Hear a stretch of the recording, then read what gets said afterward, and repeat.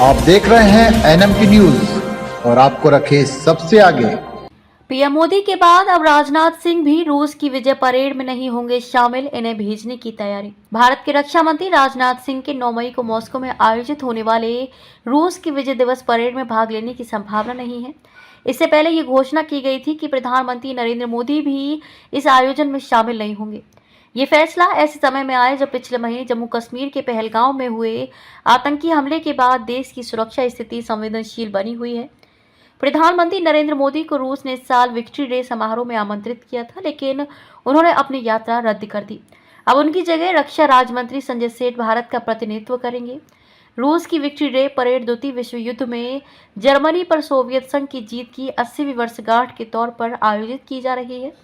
यह कार्यक्रम रूस की राष्ट्रीय शान का प्रतीक माना जाता है और इसमें कई वैश्विक नेता व सैन्य प्रतिनिधि हिस्सा लेते हैं। हालांकि रूस की ओर से प्रधानमंत्री मोदी की यात्रा रद्द करने के पीछे कोई आधिकारिक कारण नहीं बताया गया है, लेकिन सूत्रों के अनुसार 22 अप्रैल को पहलगांव में हुए आतंकी हमले के बाद सुरक्षा चिंताओं को देखते हुए ये फैसला लिया गया। गौरतलब है कि प्रधानमंत्री मोदी पिछले वर्ष 2 बार रूस की यात्रा पर गए थे। एक बार राष्ट्रपति व्लादिमीर पुतिन के साथ वार्षिक सम्मेलन के लिए और दूसरी बार कजान में आयोजित ब्रिक्स सम्मेलन में भाग लेने के लिए। इस वर्ष के अंत में राष्ट्रपति पुतिन भारत की यात्रा पर आ सकते हैं, जहां वे भारत रूस वार्षिक सम्मेलन में हिस्सा लेंगे।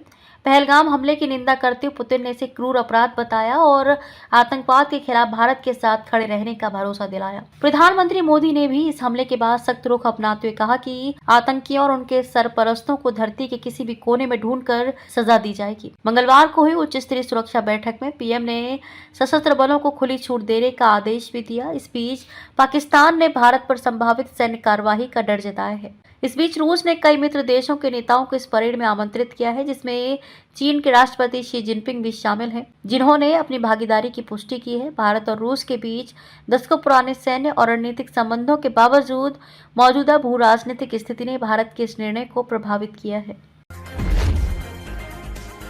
आप देख रहे हैं NMT न्यूज और आपको रखे सबसे आगे।